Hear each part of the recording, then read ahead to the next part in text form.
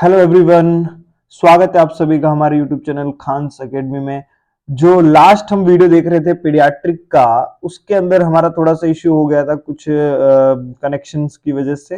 वो वीडियो बीच में ही स्टक हो गया था, तो हमने उसको चैप्टर 2.a नाम दिया है। तो ये उसी चैप्टर का 2 पॉइंट यानी सेकेंड चैप्टर का बी पॉइंट है, जिसमें आज हम इस फीचर्स को यानी जो न्यू बॉन्ड्स के फीचर है उनको क्या करेंगे, कंप्लीट करेंगे। तो देखिएगा, ध्यान दीजिएगा। हम बात कर रहे थे, इससे पहले हम लोगों ने पढ़ा था ईयर्स के बारे में, है ना। हमने ईयर्स की हमने आइस के बारे में पढ़ा था, जिसमें हमने ये एनॉप्थेल्मिया की कंडीशन देखी थी। नेक्स्ट जो फीचर है जिसमें हम देखते हैं कि ईयर्स का क्या सीन रहता है हमारे एक न्यूबॉर्न्स के अंदर। तो जो ईयर्स की अगर हम बात करें तो सबसे इंपॉर्टेंट चीज जो ईयर में हमें देखनी होती है, उसमें आपको ये देखनी होती है ईयर की पोजीशन कैसी है या ईयर का साइज कैसा है ना। तो यहाँ पे हम सबसे पहले देखते हैं कि एक टर्म होती है जिसमें क्या होता है, एक टर्म आप लोग पढ़ेंगे कि कई बार कुछ बच्चों के कान क्या होते हैं, बहुत ज्यादा छोटे होते हैं, ठीक है, स्मॉल ईयर होते हैं। या देखने को मिल सकता है कुछ बच्चों के ईयर क्या हो जाते हैं, अब्सेंट हो जाते हैं। ईयर क्या होते हैं, अब्सेंट हो जाते हैं। अगर आप इसको इमेज बेस में देखना चाहेंगे तो जैसे मैं आपको दिखाना चाहूं, जैसे कि आप ये देखिए, ये देखिए, कई बार ऐसी सिचुएशन देखने को मिल सकती है। यहां पे देखिए बच्चे के कान है ही नहीं। इस सिचुएशन को हम लोग क्या बोलते हैं, इसको हम बोलते हैं एनोटिया। इसे हम बोलते हैं क्या, एनोटिया। एनोटिया यानी कि अब्सेंस ऑफ ईयर्स, इसको हम बोलते हैं एनोटिया। एंड कई बार देखिएगा इस एक नॉर्मल के कंपैरिजन में ईयर्स क्या है, इसके बहुत ज्यादा शॉर्ट है या स्मॉल है। इसे हम बोलते हैं क्या, माइक्रोटिया। इसे हम लोग बोलते हैं क्या, माइक्रोटिया। ये दो टर्म्स आप लोगों को क्या रखनी है, ध्यान में रखनी है। इसके बाद हम बात करते हैं ईयर पिन्ना का जो नेचर होती है, कैसी होती है। जो ईयर पिन्ना होता है, बाहर से देखने वाला पार्ट कौन सा है, ईयर पिन्ना ही तो है ना। एक्चुअल में जो हम बोल रहे हैं कि भाई absence of year, year absence का मतलब ये नहीं है कि कान ही नहीं है उसको, कान ईयर अब्सेंस बोल रहे हैं मतलब कि ईयर पिन्ना नहीं है। क्या है, जो एक्सटर्नल ईयर है हमारा, ईयर पिन्ना, है ना, जो ये इलास्टिक फ्लैप जो बाहर लगा हुआ होता है, जो उससे हम क्या बोलते हैं, ईयर पिन्ना बोलते हैं। तो ईयर पिन्ना अब्सेंट हो सकता है या फिर छोटा हो सकता है। अब्सेंट होता है एनोटिया और छोटा होता है तो माइक्रोटिया। तो अब ये जो ईयर पिन्ना होता है वो है होता कैसा, इसका नेचर कैसा होता है, देखने में कैसा लगता है। तो हम बोलते हैं जो ईयर पिन्ना कैसा होना चाहिए, फिर्म होना चाहिए। फिल्म बोले तो थोड़ा सा लाइक इलास्टिक टाइप में, जैसे हम बोलते हैं ना, आप लोगों ने टच किया ही होगा, तो ऐसे सॉफ्ट सा मीन्स लाइक सॉफ्ट फिल्म सा थोड़ा सा होता है। देन अगर मैं बात करूं, अगर कोई बोले कि एक बच्चा पैदा हुआ और उसके ईयर पिन्ना कैसा है, सॉफ्ट है, ईयर पिन्ना क्या एकदम सॉफ्ट है, एकदम सॉफ्ट है, तो ये किसको रिप्रेजेंट करता है, ये इंडिकेट करता है, सॉफ्ट ईयर पिन्ना किससे इंडिकेट करता है, प्री टर्म बेबी को।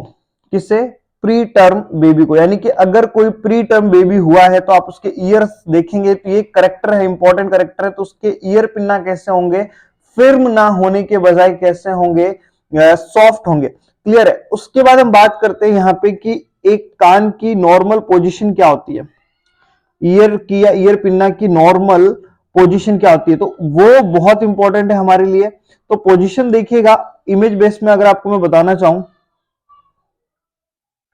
अगर आप इमेज देख करके इसको समझना चाहें तो ये देखिए, ये क्या है, एक ईयर की नॉर्मल पोजीशन है। इसे हम क्या बोल सकते हैं, ईयर की नॉर्मल पोजीशन। जनरली ईयर की नॉर्मल पोजीशन किसे कहते हैं, तो समझिएगा, बोला जाता है कि जैसे मान लो ये इंसान की क्या है, आईज है, क्या है ये, आईज है, और ये वाला जो पोर्शन होता है इसे हम क्या बोलते हैं, कैंथस बोलते हैं। ये मान लो ये नाक है, ये वाले पार्ट को हम क्या बोलते हैं, कैंथस बोलते हैं। इसे हम क्या बोलते हैं, कैंथस बोलते हैं। तो देखा जाता है कि कैंथस की जो लाइन होती है, जैसे कि ये लाइन देखिएगा, ये कैंथस की लाइन है। तो एग्जैक्ट पोजीशन ये बोली जाती है कि ईयर पिन्ना का जो टिप पार्ट है वो या तो इस लाइन से टच कर रहा हो या फिर ऊपर हो। नीचे अगर होगा तो वो एक ईयर की नॉर्मल पोजीशन नहीं है। क्लियर है। तो ईयर पिन्ना का जो लेवल है, अपर टॉप लेवल है, वो किस तरफ होना चाहिए? अगर आप कैंथस से एक स्ट्रेट लाइन खींचे तो उस लाइन से क्या होना चाहिए? ऊपर होना चाहिए या उसके बराबर होना चाहिए। अब इसी बेसिस पे एक एबनॉर्मेलिटी भी, इसमें दो एबनॉर्मेलिटी देखने को मिल सकती है इसके अंदर, जिसकी हम बोल सकते हैं क्या, इमेज दिखाना चाहूंगा मैं आप लोगों को।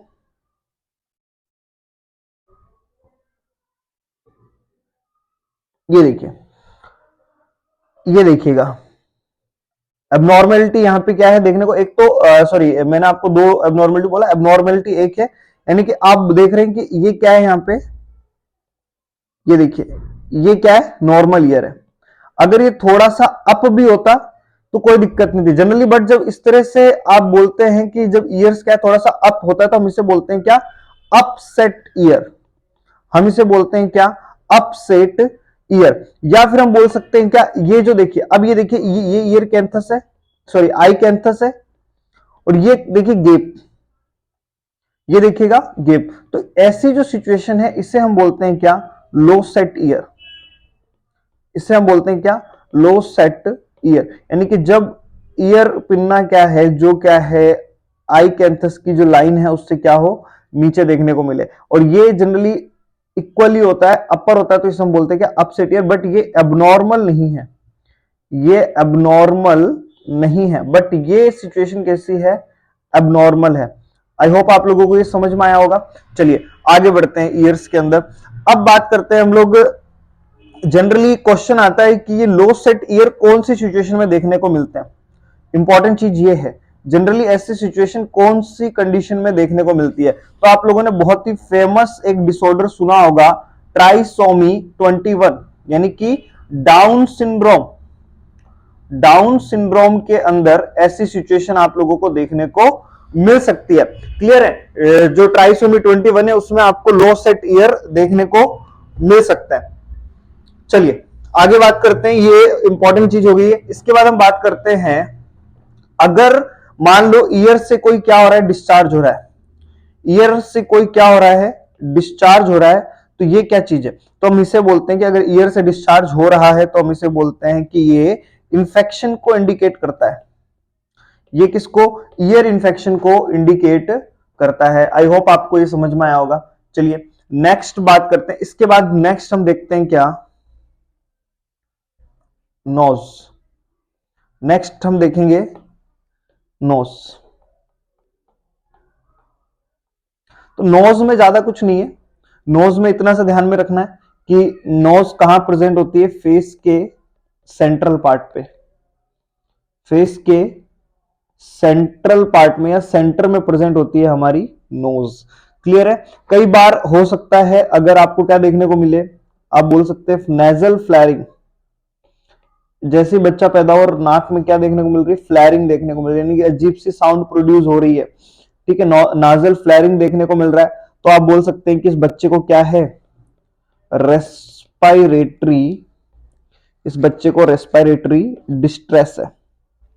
इस बच्चे को क्या है, रेस्पायरेटरी डिस्ट्रेस है। क्लियर है। चलिए नेक्स्ट बात करते हैं माउथ। नेक्स्ट बात करेंगे हम लोग माउथ। देखिएगा माउथ में क्या होता है, माउथ में आपको ये देखना है, आपको सबसे पहले बच्चा जैसे ही पैदा हुआ है आपको असेस करना है, किसके लिए, कि कहीं बच्चे को कंजेनाइटल एबनॉर्मेलिटी तो नहीं है। कौन सी, cleft lip and cleft palate. कौन सी, cleft lip and cleft palate वाली एबनॉर्मेलिटी तो नहीं है। फिर देखते हैं हम लोग गम्स। गम्स जनरली कैसे होते हैं, नॉर्मली कंडीशन के अंदर कैसे होते हैं, मॉइस्ट होते हैं, मॉइस्ट होते हैं और पिंक होते हैं। मॉइस्ट एंड कैसे दिखाई देते हैं, मॉइस्ट एंड पिंक दिखाई देते हैं। क्लियर है। अगर ये गम्स कैसे दिखाई दे, ड्राई दिखाई दे, अगर ये गम्स कैसे दिखाई दे, ड्राई दिखाई दे, तो ये रिप्रेजेंट करते हैं किसको, डिहाइड्रेशन को। तो ये रिप्रेजेंट करते हैं डिहाइड्रेशन को। एंड अगर ब्लू दिखाई दे कलर में तो ये रिप्रेजेंट करते हैं किसको, साइनोसिस को। तो इनको आपको बहुत ही सावधानी से, बहुत ही अच्छे से ऑब्जर्व करना होता है कि ड्राई हो रहे हैं या फिर ब्लूइश डिस्कलरेशन हो रहा है, क्योंकि दोनों ही बहुत इंपॉर्टेंट है। अगर बच्चे को डिहाइड्रेशन हो रहा है तो वो हाइपोवोलेमिक शॉक में जा सकता है, तो वो भी देखना है। साइनोसिस हो रहा है तो हो सकता है उसको हाइपोक्सिया हो रहा हो, तब भी वो शॉक में जा सकता है। तो ये चीजों को क्या करना है, हमें ऑब्जर्व करना है जब एक बच्चा पैदा होता है। क्लियर है। उसके अलावा हमें क्या करना है, असेस करना है बच्चे को, किसके लिए, assess routing reflex, routing reflex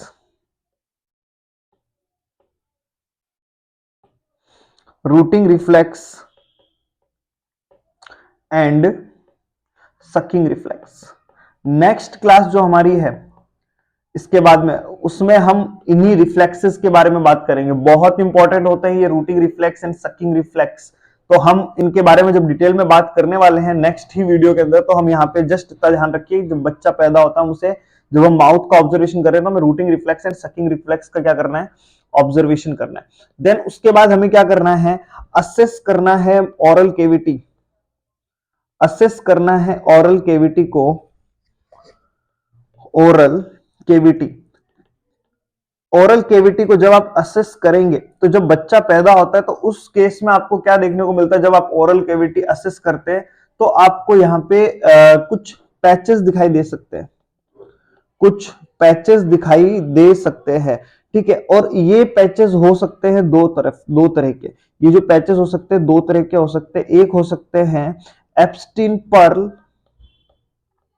Epstein pearl, and दूसरा हो सकता है oral thrush, oral thrush. Clear है। देखिए अब एप्स्टीन पर्ल, पर्ल का मतलब क्या, हार के जैसे, जैसे बोलते हैं लेडीज के हार जो होते हैं, पर्ल लाइक उस तरह से मोती की तरह। एंड ओरल थ्रश क्या होते हैं, पैचेस दिखाई में देते हैं।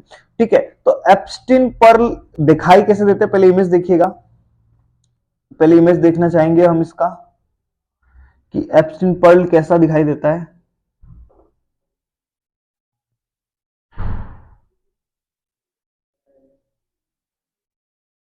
ये देखिए, ये इमेज है एप्स्टीन पर्ल का। थोड़ा मैं जूम कर देता हूं इसको आपको ताकि अच्छे से दिखाई दे। ये इमेज है किसका, एप्स्टीन पर्ल। ये है एप्स्टीन पर्ल,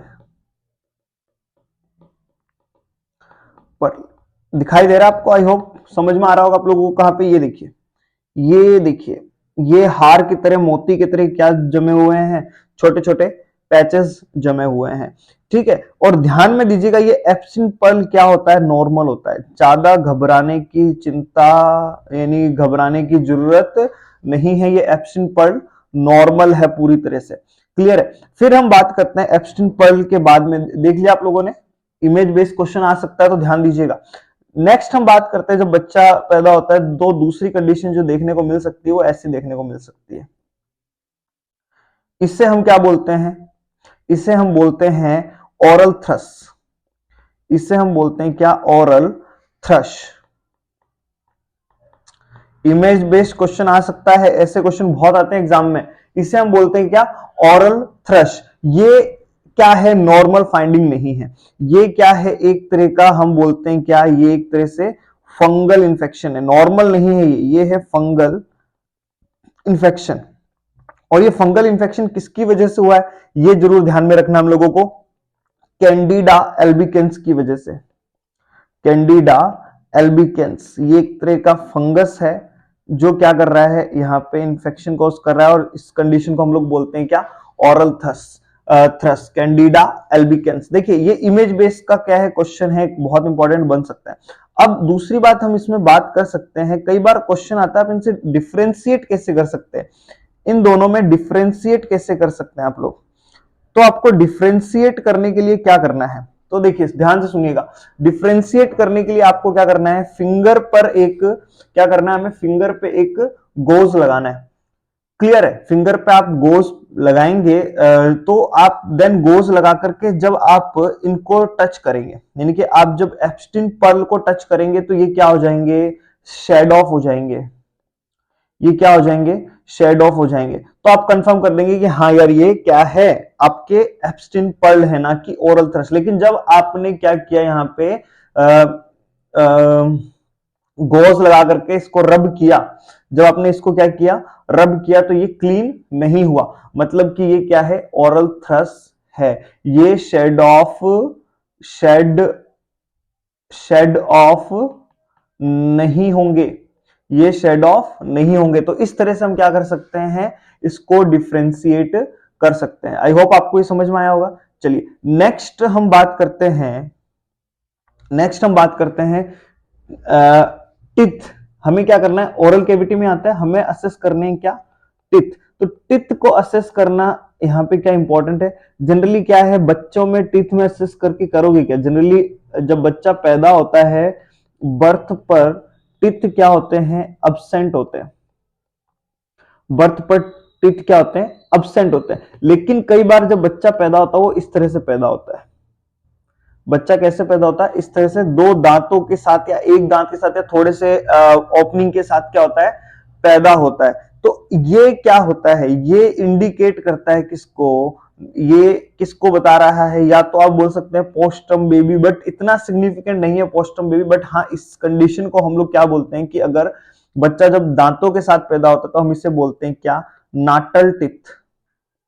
हम इसे क्या बोलते हैं, natal teeth. Very very important है, इमेज देखिएगा, देखिए हर चीज इमेज बेस पे कर रहे हैं हम लोग, तो इमेज बेस अलग से करने की नीड नहीं है, यहीं पर सब कुछ क्या हो जाएगा, क्लियर हो जाएगा। इसे हम बोलते हैं क्या, नाटल टिथ। तो आई होप ये आपको समझ में आया हो। ये देखिए आपका ये एक पेपर भी रेडी हो गया, ये एक पेज भी रेडी हो गया, ये ही पेज आप लोगों को मैं प्रोवाइड करवाता हूं हमारे व्हाट्सएप एंड टेलीग्राम ग्रुप्स के ऊपर। देखिए आपको यहाँ पे कुछ एक्स्ट्रा करने की नीड नहीं है, आपके नोट्स अपने आप प्रिपेयर्ड हो रहे हैं। ये इमेजेस सेव करके रखिएगा, ये इमेजेस ऐसे सेव करके रखेंगे तो लॉन्ग टर्म मेमोरी में भी जाएगा, और आपके इमेज बेस्ड क्वेश्चन के लिए आपको अलग से मेहनत करने के लिए नीड नहीं पड़ेगी। चलिए नेक्स्ट हम बात करते हैं नेक, हेड का, यानी कि फेस और हेड ओरल कैविटी का असेसमेंट हम लोगों ने कर लिया।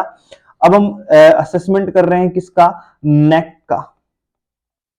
हम किसका असेसमेंट कर रहे हैं, नेक का। तो बच्चा जैसे ही पैदा हुआ हमें नेक का असेसमेंट में क्या करना है, जनरली बच्चों की नेक कैसी होती है, शॉर्ट होती है और ब्रॉड होती है। कैसी होती है, शॉर्ट होती है एंड ब्रॉड होती है, समझिएगा। देन इसके बाद बोला जाता है कि इसके अंदर हमको असेस करना है, बच्चे को असेस करना है, कहीं बच्चे को टॉर्टिकोलिस तो नहीं है, कहीं बच्चे को टॉर्टिकोलिस तो नहीं है। अब ये टॉर्टिकोलिस क्या है देखिएगा, टॉर्टिकोलिस तो नहीं है, इमेज देखिएगा, आप लोगों को हर चीज इमेज से समझाऊंगा मैं। ये देखिए जनरली क्या होता है, ये कंडीशन कहलाती है टॉर्टिकोलिस, यानी कि नेक क्या हो जाती है, हम बोल सकते हैं क्या, परमानेंट ट्विस्टिंग। हम बोल सकते हैं क्या, permanent twisting, permanent twisting, twisting in neck, permanent twisting in neck due to हम बोलेंगे due to damage in 11th cranial nerve. 11th cranial nerve, ये 11th क्रेनियल नर्व ही तो है जो हमारे काम आती है गर्दन को इधर उधर घुमाने में, लेफ्ट देखना है या राइट देखना है तो उसी में तो काम आती है हमारी क्रेनियल नर्व 11, जिसका नाम होता है क्या, एसेसरी नर्व, 11th नंबर की क्रेनियल नर्व। तो इस तरह की सिचुएशन की नर्व क्या हो जाए, डैमेज हो जाए, बच्चे की नेक एक तरफ क्या हो जाए, परमानेंट ट्विस्ट हो जाए, तो हम इसे बोलते हैं क्या, टॉर्टिकोलिस। बाद में ये ऑपरेशन के थ्रू सही भी हो सकता है, हालांकि नर्व डैमेज है तो नहीं होगा, मसल का इश्यू है तो ये क्या हो जाता है, क्लियर भी हो जाता है कई बार। चलिए नेक्स्ट हम बात करते हैं, नेक के बाद में हमें अटेंशन देना है कहां पर, चेस्ट पर। नेक्स्ट हमें क्या ऑब्जर्व करना है, चेस्ट ऑब्जर्व करनी है।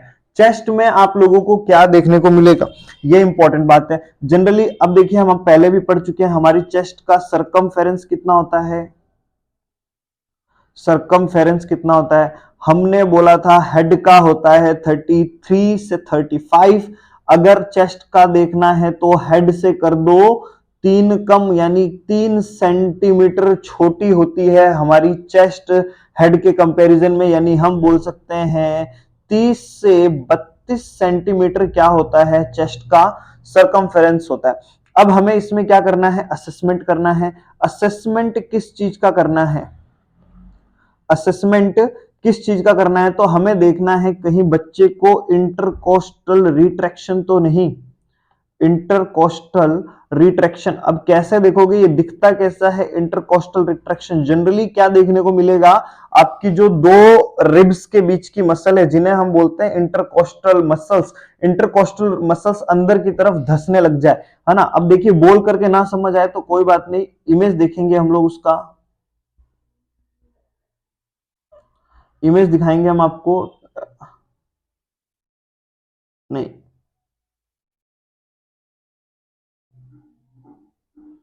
ये देखिएगा,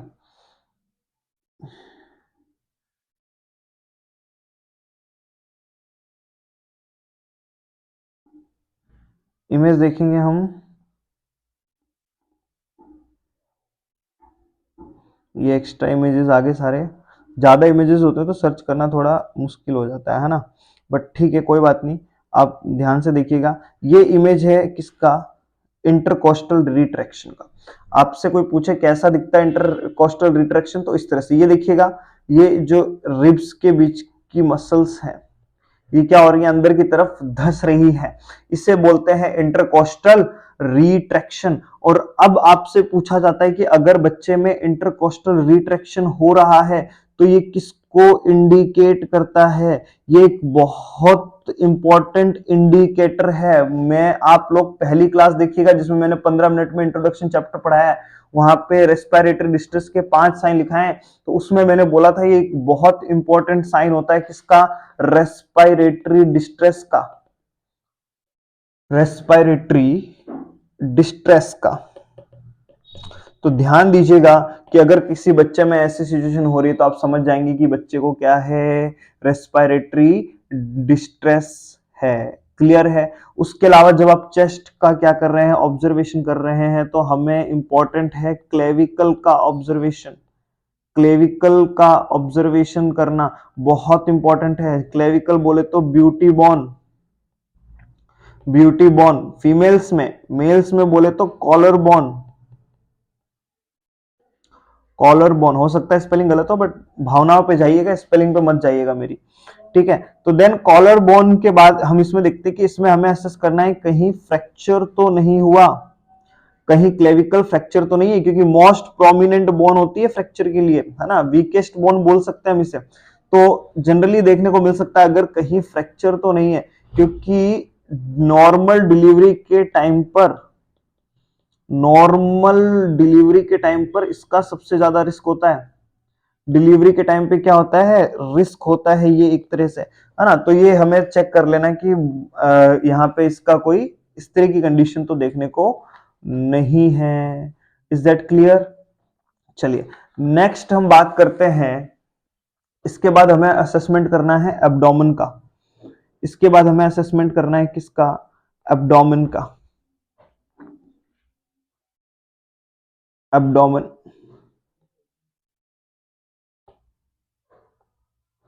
एब्डोमेन के असेसमेंट में देखिएगा, एब्डोमेन का सरकमफेरेंस कितना था, हमने बोला था कि जो हमने चेस्ट का सरकमफेरेंस देखा था उसमें क्या कर दीजिए, +1 कर दीजिए, यानी कि +1 बड़ा हो जाएगा, यानी कि सरकमफेरेंस क्या हो जाएगा, 31 to 33 centimetre, 31 to 33 centimetre. Then उस अब्डोमेन के अंदर हमें सबसे इंपॉर्टेंट चीज जो असेसमेंट करनी है वो हमने क्या असेसमेंट करना है, अम्बलाइकल कोड असेस करना है। हमें क्या करना है, अम्बलाइकल, अम्बलाइकल कोड का क्या करना है, असेसमेंट करना है। जनरली अम्बलाइकल कोड में असेसमेंट किस चीज का करना है कि इसमें ब्लड वेसल्स कितनी है, इसमें ब्लड वेसल्स कितनी है। जो नॉर्मल ब्लड वेसल्स देखने को मिलती है उसमें हमें देखने को मिलता है क्या, 3 ब्लड वेसल्स आपको देखने को मिलेंगी, जिसमें 2 तो क्या होती हैं, अम्बलाइकल आर्टरी होती है और एक अम्बलाइकल वेन होती है। क्या होती है, 2 तो अम्बलाइकल आर्टरी, एक अम्बलाइकल वेन। उसके बाद में जनरली देखने को मिलता है, ये एक इंपॉर्टेंट क्वेश्चन है, जब प्रेगनेंसी क्या होती है, शुरुआत की सिचुएशन में, शुरुआत की स्टेज में होती है, तो प्रेगनेंसी में देखने को मिलता है कि आपकी जो ये अम्बलाइकल ब्लड वेसल्स हैं वो टोटल नंबर में 4 होती है ना, 2 आर्टरी एंड 2 ही वेन। लेकिन जैसे जैसे प्रेगनेंसी आगे बढ़ती है तो अप्रोक्स 16 वीक से 20 वीक के बीच में, 16 वीक से 20 वीक के बीच में क्या हो जाता है, यहाँ पे आपकी जो एक अम्बलाइकल वेन है वो क्या हो जाती है, एक अम्बलाइकल वेन डिसअपियर, क्या हो जाती है, डिसअपियर हो जाती है। क्लियर है, आप लोगों को समझ में आया होगा। चलिए नेक्स्ट बात करते हैं, कुछ इंपॉर्टेंट बातें और पूछा जा सकता है अम्बलाइकस का, है ना, जो आपकी अम्बलाइकल कोड होती है, जो आपकी अम्बलाइकल कोड होती है उसका अदर नेम क्या होता है। तो याद रखिएगा, umbilical cord is also known as funis, also known as funis, important बात है। उसके बाद में inflammation of umbilical cord, inflammation of umbilical cord को क्या कहते हैं, तो inflammation of umbilical cord is known as omphalitis, omphalitis, important term है दोनों, ध्यान में रखिएगा। Inflammation of umbilical cord is omphalitis. उसके बाद ध्यान दीजिएगा कि क्वेश्चन आता है कि वोवल साउंड कब अपीयर होती है, वेरी वेरी इंपॉर्टेंट है। आई थिंक किसी ने मेरे से पूछा भी था अभी कुछ दिन पहले, तो आई होप आप अगर मेरा वीडियो देख रहे हैं तो आपको इस बात का आंसर मिल जाएगा। क्वेश्चन आता है वोवल साउंड कब आती है, तो ध्यान दीजिएगा जो फर्स्ट वोवल साउंड है, जो फर्स्ट वोवल साउंड है वो नॉर्मली 1 घंटे के बाद में क्या होती है, फर्स्ट आफ्टर मींस जो फर्स्ट 1 आवर होता है, फर्स्ट 1 आवर के बाद में, आफ्टर फर्स्ट 1 आवर हमें क्या देखने को मिलता है, फर्स्ट वोवल साउंड सुनाई देती है, फर्स्ट वोवल साउंड हमें क्या देती है, सुनाई दे जाती है। क्लियर है। उसके बाद में क्वेश्चन पूछ सकता है कि ये जो वोवल साउंड है कहां पे, वेयर, किस जगह हम लोगों को ये सुनाई देती है, तो आपको आंसर देना है ऑल क्वाड्रेंट। ये जो वोवल साउंड है आप सारे के सारे क्वाड्रेंट, है ना, हम अपने एब्डोमेन को 4 क्वाड्रेंट में डिवाइड करते हैं, इसको हम बोलते हैं, जैसे अगर आप इसको राइट एंड लेफ्ट में करेंगे तो हम इससे जनरली लेफ्ट साइड बोलते हैं ना, तो left upper, left lower, right upper and right lower. तो इस तरह से हम इस क्वाड्रेंट, हर एक क्वाड्रेंट में आपको क्या सुनाई देगी, वोवल साउंड सुनाई देगी। क्लियर है। उसके बाद हम बोलते हैं क्या, असेस द म्यूकोनियम, हमें किसका असेस करना है, असेस द म्यूकोनियम, असेस द म्यूकोनियम। तो ये म्यूकोनियम क्या होता है, जनरली हम बोलते हैं जो न्यूबॉर्न है उसका जो फर्स्ट स्टूल होता है, हर फर्स्ट चीज इंपॉर्टेंट होती है ना, first birthday, first day, first month, everything first is everything important, है ना, तो फर्स्ट स्टूल भी बहुत इंपॉर्टेंट है ना। ऐसे तो स्टूल को कोई भाव नहीं देता, लेकिन फर्स्ट स्टूल भी क्या है, इंपॉर्टेंट है। क्लियर है। ये जनरली कितने टाइम के बाद, आफ्टर 24 आवर ही क्या है, देखने को मिलता है। Is that clear. चलिए आगे बढ़ते हैं। उसके बाद क्वेश्चन आता है हमें क्या करना होता है, एब्डोमेन का फिजिकल एग्जामिनेशन करना होता है, हमें एब्डोमेन का क्या करना होता है, फिजिकल एग्जामिनेशन, फिजिकल एग्जामिनेशन। तो जब हम फिजिकल एग्जामिनेशन करते हैं तो जो एक सीक्वेंस फॉलो करना होता है, हमें क्या करना होता है, एक सीक्वेंस फॉलो करना होता है। तो जो नॉर्मल सीक्वेंस होता है, नॉर्मल सीक्वेंस होता है फिजिकल एग्जामिनेशन का, वो कैसा होता है, पूरी बॉडी के लिए बता रहा हूं। सबसे पहले किया जाता है क्या, इंस्पेक्शन, उसके बाद किया जाता है क्या, पाल्पेशन, पाल्पेशन, उसके बाद किया जाता है क्या, परकशन, परकशन, एंड लास्ट में किया जाता है क्या, ऑस्कल्टेशन। ये है नॉर्मल सीक्वेंस। लेकिन जब बात करें एब्डोमेन के अंदर, एब्डोमेन के अंदर ये सीक्वेंस क्या हो जाता है, चेंज हो जाता है। कैसे, सुनिएगा। एब्डोमेन में देखिए, आप लोग एक ट्रिक याद रखिएगा, जब भी एब्डोमिनल कैविटी का असेसमेंट पूछा जाए, फिजिकल असेसमेंट की तरह एब्डोमिनल कैविटी का अगर हमें असेसमेंट करना है, तो यहां ये सीक्वेंस क्या हो जाता है, चेंज हो जाता है। ट्रिक याद रखिएगा, I, M, पर्पल, ये ट्रिक है, आई एम पर्पल, यानी कि आई से आप बोल सकते हैं सबसे पहले क्या करना होता है, इंस्पेक्शन करना होता है, इंस्पेक्शन करना होता है सबसे पहले। दूसरा ऑस्कल्टेशन करना होता है, दूसरा क्या करना होता है, ऑस्कल्टेशन करना होता है। थर्ड नंबर पे परकशन, यहां तक तो बात आती नहीं है, percussion. And the last one हमें क्या करना होता है, पाल्पेशन।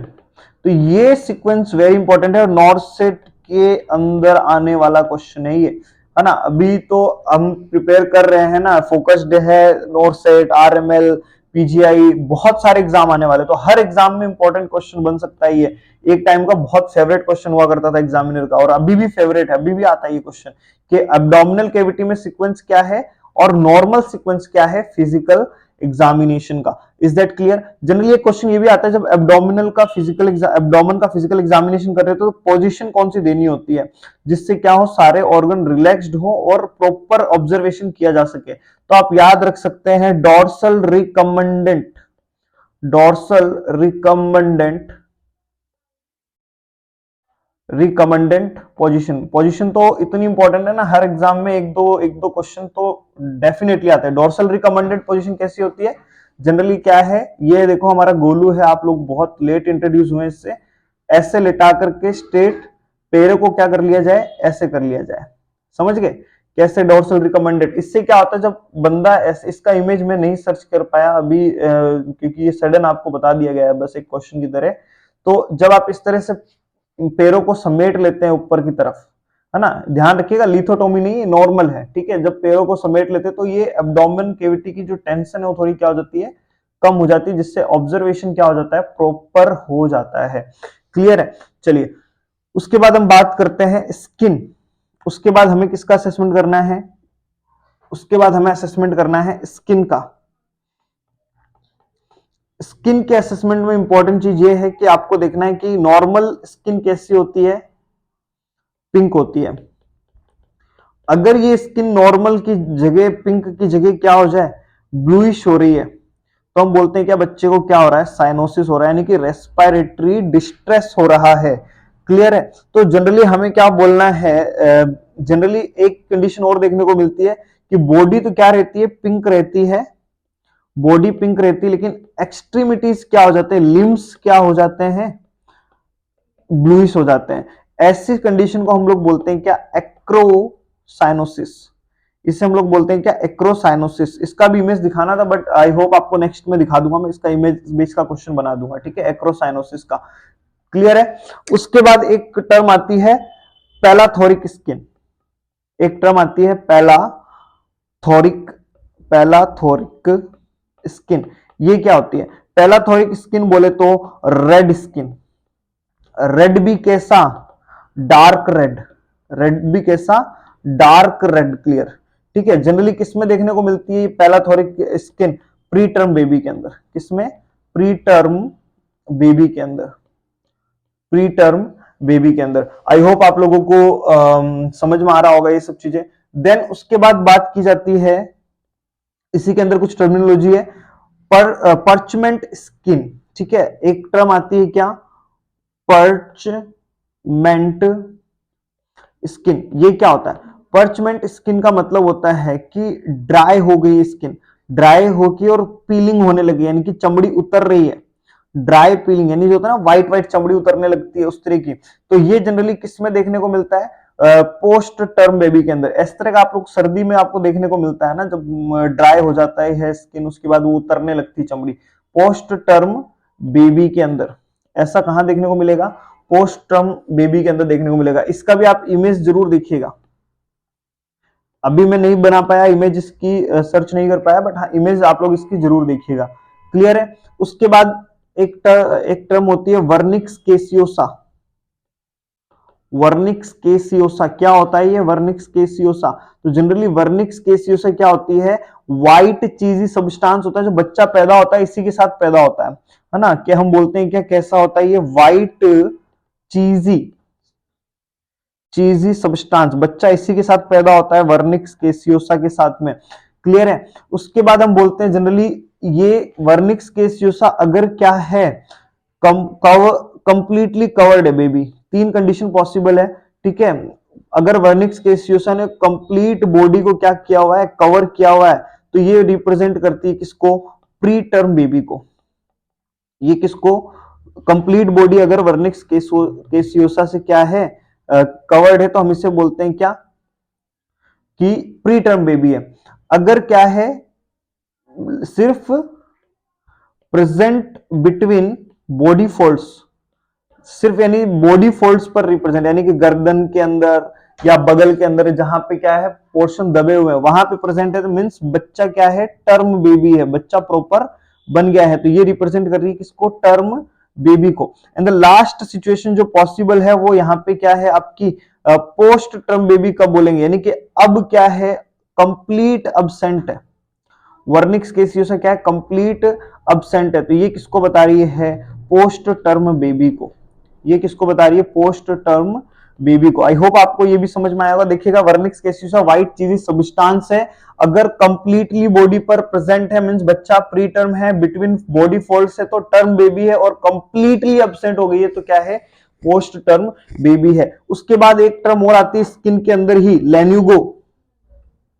लेन्यूगो, लेन्यूगो क्या होता है, ध्यान दीजिएगा, लेन्यूगो क्या होता है, फाइन बॉडी हेयर्स। बच्चे के देखा होगा आप लोगों ने, छोटे छोटे बाल होते हैं पूरे शरीर पे, धीरे धीरे वो डिसअपीयर होते हैं, फेस पर भी होते हैं, ठीक है। आप जनरली देख सकते हैं बैक में ज्यादा, more on back, more on back. तो इस तरह के जो बच्चे के अंदर बाल प्रेजेंट होते हैं पैदा होने के टाइम पे, उन्हें हम लोग क्या बोलते हैं, लेन्यूगो बोलते हैं। Is that clear? I hope आप लोगों को ये सारी चीजें समझ में आई होगी। देखिए, बेहतरीन नोट्स रेडी हो चुके हैं हम लोगों के ये। अब देखिए, मैं आप लोगों को जो इंपॉर्टेंट इन्फॉर्मेशन थी आपको मैंने पहले ही बता दिया है कि हमारा कोर्स स्टार्ट होने वाला है नॉर्सेट स्मैशर, नॉर्सेट स्मैशर 2023। तो जो लोग ज्वाइन करना चाहते हैं तो वो प्लीज कांटेक्ट कर सकते हैं, या तो इंस्टा पे, क्योंकि अब हम डिटेल लिखना स्टार्ट कर देंगे, या आप व्हाट्सएप पे भी आप लोग क्या कर सकते हैं, कांटेक्ट कर सकते हैं। लिंक आप लोगों को मैं दे दूंगा। तो ये जो स्टार्ट हो रहा है नॉर्सेट स्मैशर 2023 का कोर्स, इसमें हम क्या करेंगे, प्रॉपर आप लोगों को क्या है, गाइडेंस मिलेगी, प्रॉपर स्केड्यूल मिलेगा पूरे 6 महीने का आप लोगों को, हर हफ्ते हर महीने का प्रॉपर आपको शेड्यूल मिलेगा। और सबसे खास बात जो इस कोर्स की है वो ये है कि जो आप लोगों को कोर्स दिया जाएगा, जो शेड्यूल दिया जाएगा, उसका रिवीजन वीडियो आप लोगों को यूट्यूब पे मिलेगा शाम को।